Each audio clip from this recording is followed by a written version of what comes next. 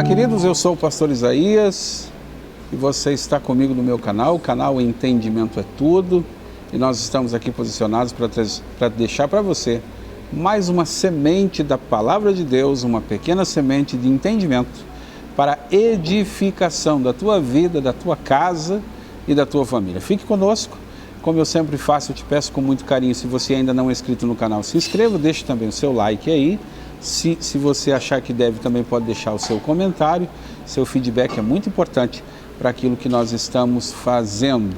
Que a paz do Senhor Jesus reine em seu coração, no coração da sua família, e que o Senhor continue abençoando sempre a sua casa. Hoje eu quero falar de um assunto muito palpitante. Para mim, o assunto principal do Evangelho, tudo deveria convergir, é isso mesmo. Tudo deveria convergir para esse assunto. A palavra de Deus diz, no Evangelho segundo escreveu Mateus, no capítulo 25, e o versículo de número 13, portanto, vigiem, porque vocês não sabem o dia e nem a hora. Sim, hoje eu quero falar sobre o arrebatamento. Essa palavra que eu ouvi, cresci ouvindo, pouquíssimos cultos, na minha época de infância, a gente não ouvia essa palavra arrebatamento. E sabe que um dia desses eu me peguei pensando sobre o arrebatamento da igreja. E algumas coisas têm me preocupado. Pastor, e por que isso lhe tem preocupado? Porque, amados, arrebatamento deveria ser o anseio principal da nossa vida.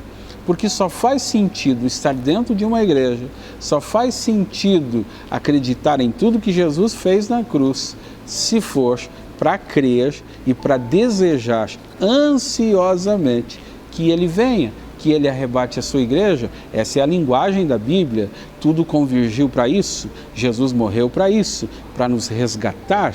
Jesus morreu para que ao derramar o seu sangue, nós fôssemos purificados, os nossos pecados fossem perdoados, e aí então o nosso nome seria escrito no livro da vida. E por que escrever o nome no livro da vida? Para que ao soar da última trombeta a gente seja recebido nos ares por Ele, para que no arrebatamento a gente não fique aqui. E essa deve ser a linguagem central da igreja. Estes ainda deveriam ser os sermões principais de todos os púlpitos. Mas qual a minha preocupação? Com toda a humildade de todos eu sou o menor. Acontece que a teologia dos sermões das últimas décadas, provavelmente aí das duas últimas décadas, talvez um pouquinho menos, eu quero ser bonzinho aqui, tem trazido o homem muito, demais, para as coisas da terra. Então veio a linguagem do triunfalismo, que Deus agora é obrigado a te dar coisas, que se você fizer campanhas, Ele tem que te dar, porque se você levar um sacrifício, uma oferta de R$1.000, então Deus é obrigado a te dar coisas. Então agora você pode prensar Deus na parede, porque se você for fazer uma campanha no monte, então no monte a oração fica ainda mais forte, e aí Deus é obrigado a te responder com coisas materiais, porque você foi no monte. Porque se você dizimar, Deus é obrigado a fazer. Se você ofertar como sacrifício, Deus é obrigado, é obrigado, é obrigado. A outra linguagem que pegou muitos altares, alguns movimentos neopentecostais, inclusive, atrapalharam muito a visão central do Evangelho e tem prestado um desserviço para o reino, que é essa linguagem do ser, do ter, do importante é ter, essa linguagem que eu não gosto muito, além desse evangelho, além dessa linguagem do sermão, do triunfalismo, tem também aquela coisa dos hinos, que eu falo muito ministrando, queridos, e falo aqui com muito respeito, mas alguns hinos também têm atrapalhado. A mensagem central dos louvores tem que ser cristocêntrica. As mensagens dos nossos louvores não podem ser de relações almáticas. Eu não posso escrever um hino para falar com a alma da pessoa. O louvor tem que ser para adorar ao Senhor, na minha visão. tem que manter isso. Então, hinos que falam de troféu, hinos que falam de palco, hinos que falam de que avisa lá quem torceu para eu cair, avisa que eu estou de pé. Essa linguagem de vingança, ela não faz parte do contexto do reino de Deus. Tem alguma coisa muito distorcida. A minha preocupação não é de mandar um recado vingativo para quem torceu para eu cair. Eu não tenho que estar preocupado se ele vai saber que eu estou de pé. Eu preciso estar de pé, e ao estar de pé, eu tenho que cuidar para não cair.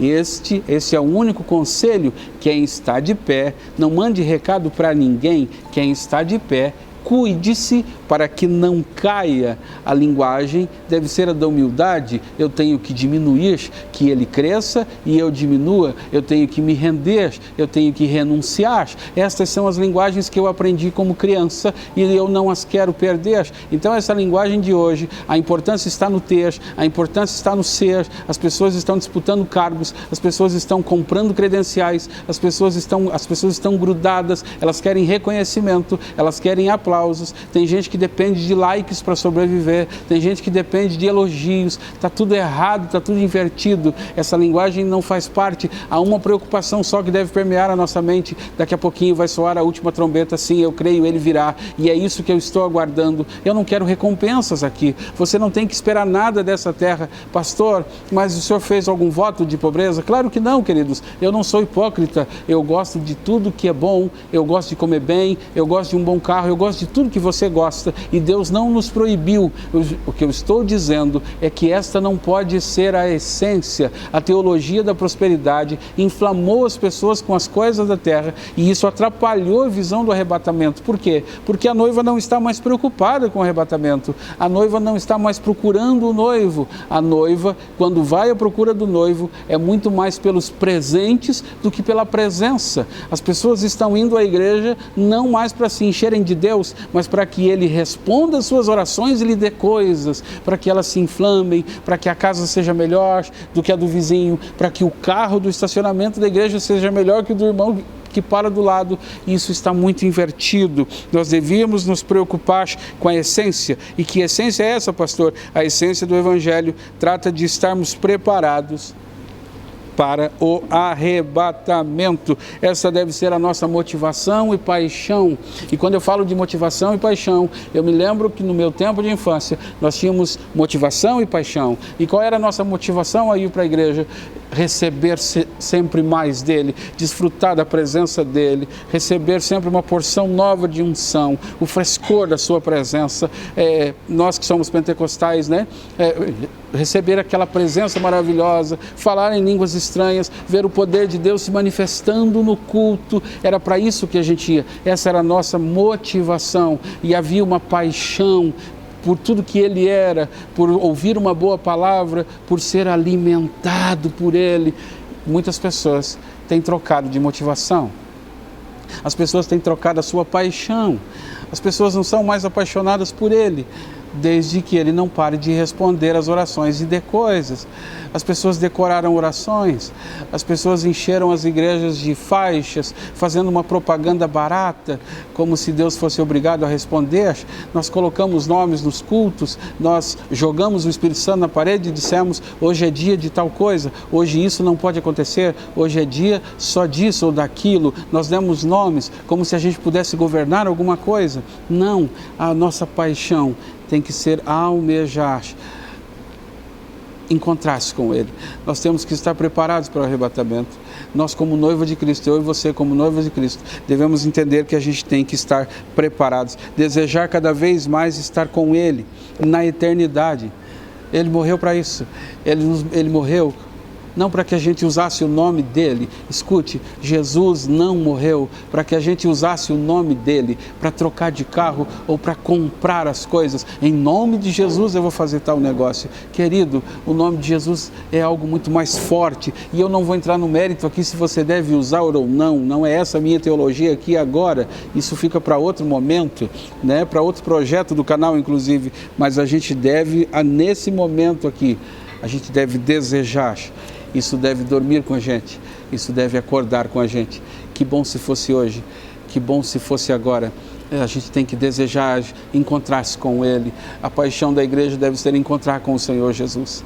A gente tem que almejar ainda o arrebatamento. Eu abro mão dessa vida aqui por uma vida eterna com Ele, por uma vida de alegria, por uma vida em que Ele vai cuidar de nós eternamente, em que não haverá mais dor, não haverá mais nada.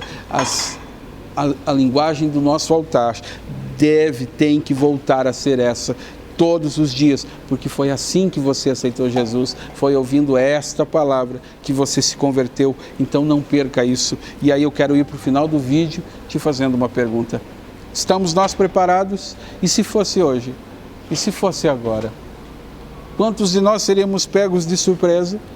Quantos de nós seríamos pegos desprevenidos? Eu não vou entrar nem na analogia do casamento do capítulo 25 de Mateus, falando das virgens, porque senão o vídeo ficaria muito extenso. A única coisa que eu quero dizer é que na analogia, em uma das analogias dessa parábola, são muitas, eu não vou nem entrar porque não dá tempo, mas em uma das analogias diz que elas dormiram. E por favor, vem cá. Nós pregadores sempre dizemos, sempre falamos das nécias, as 5 nécias dormindo, sempre falamos das 5 loucas dormindo, mas há que se prestar atenção que não foram só as 5 loucas que dormiram. A parábola vai dizer que as 10 dormiram. A diferença é que algumas tinham um pouquinho mais de azeite do que as outras, mas todas dormiram. E se a igreja não prestar atenção nessa analogia, muitas pessoas estão dormindo, estão abastadas, estão cheias da palavra, são obesos espirituais, se tornaram obesos espirituais, que comeram a palavra, até tem azeite, mas também estão dormindo. Até tem azeite, mas também estão desapercebidos, já não estão fazendo mais nada, comeram tanto que agora não sabem como mais se movimentar. É preciso que a igreja se mexa, é preciso que a igreja se prepare. Nessa analogia, é preciso inclusive que a gente se limpe. Sim, quero finalizar dizendo, quando falamos de um casamento, qual é o papel do noivo? Preparar o casamento, investir no casamento, pagar o casamento, e ficar em pé, de prontidão, esperando a noiva. Quem é que determina o casamento? A presença da noiva. Quem se apresenta ao noivo é a noiva. E porque o noivo ainda não veio arrebatar a igreja, deixa eu dizer a você que alguns alunos meus de teologia sempre fazem essa pergunta: pastor, por que Jesus ainda não arrebatou a igreja? Eu digo, porque a noiva não está pronta. Pastor, isso é da Bíblia? É, a Bíblia diz que é a noiva que se limpa, é a noiva que se purifica, é a noiva que se prepara, é ela que se adorna. Mas pastor, e por que a noiva ainda não se apresentou diante do noivo? Porque a noiva está gostando da terra, a noiva está passeando demais, a noiva ainda está preenchendo os seus prazeres, a sua vida com coisas dessa terra. Há muita gente que ainda não almeja de fato um encontro com o noivo, mas o meu recado, bem simples, com muita humildade de homem de Deus, é: se prepare, Jesus está voltando, acredite em mim, Ele já está em pé, aguardando a noiva. Nos preparemos, vamos nos purificar, vamos nos moldar, vamos buscar mais em oração, jejum e consagração, santificação, porque sem essa ninguém verá o Senhor.